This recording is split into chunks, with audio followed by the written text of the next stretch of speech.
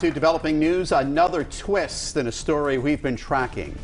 Good evening, I'm Mike Montecalvo. And I'm Shannon Heggie. A Rhode Island man whom police say faked his own death to escape a rape charge out of Utah has been arrested again in Scotland. Nicholas Alaverdian was arrested there for failing to show up to a hearing after he had been granted bail. Before being known in Rhode Island as a child welfare advocate, we learned Alaverdian was arrested multiple times in Pawtucket dating back to 2010.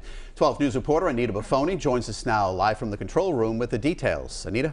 Well, Mike and Shannon, police records show Nicholas Alaverdian, who went by Nicholas Rossi at the time, was arrested 3 times in Pawtucket, including a charge on domestic assault. This comes 2 years after he was accused of sexual assault in 2 other states. Nicholas Alaverdian, who went by the name Arthur Knight in Scotland, has been arrested after not showing up to a Scottish court in Edinburgh Thursday.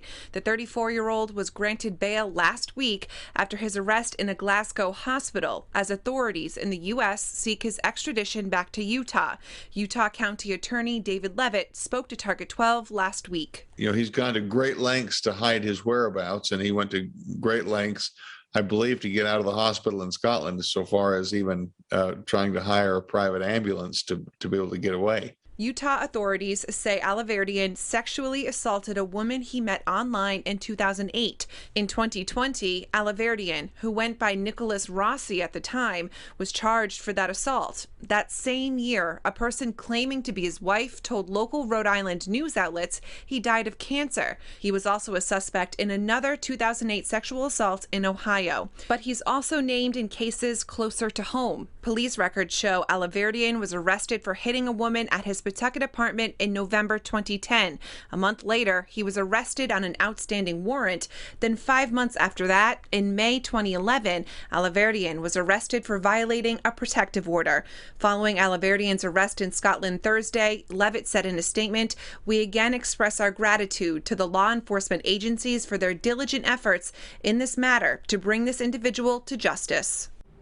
Now, Utah authorities tell 12 News following his arrest in Scotland today, he will be back in court tomorrow to face those extradition proceedings. His bail has been revoked.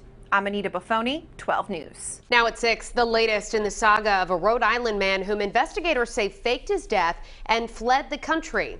He's in trouble with the law again. Last week, we told you that Nicholas Alaverdian turned up alive in Scotland, and today, Scottish authorities issued another arrest warrant for him after he did not show up in court.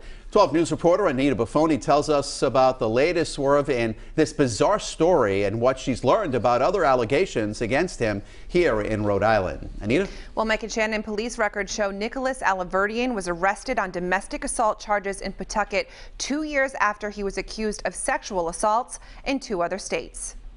Nicholas Alaverdian has been arrested in Scotland Thursday, a short time after not showing up to a court in Edinburgh. But before his notoriety as a child welfare advocate in Rhode Island, police records show he was arrested for hitting a woman at his Pawtucket apartment in November 2010. During that incident, records show Alaverdian, who was known as Nicholas Rossi at the time, was screaming loudly and hitting his head against the bars of the police cruiser when he was detained. A month later, he was arrested on an outstanding warrant. Then 5 months after that, in May 2011, Alaverdian was arrested for violating a protective order. We're just beginning to know some of the details about this man. And my guess is we'll be shocked when we learn more. That's Utah County Attorney David Levitt, who spoke to Target 12 last week. Following Alaverdian's arrest in Scotland Thursday, Levitt said in a statement, "We again express our gratitude to the law enforcement agencies for their diligent efforts in this matter to bring this individual to justice." He would not comment further, citing the ongoing investigation. Alaverdian moved out of the country in 2016. Then in 2020, a person claiming to be his wife told local Rhode Island news outlets he died of cancer.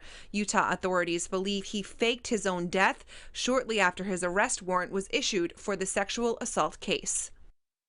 Now, Utah prosecutors say Alaverdian had his bail revoked after he was taken into custody in Scotland. Alaverdian will be in a Scottish court Friday to face extradition proceedings. I'm Anita Buffoni, 12 News.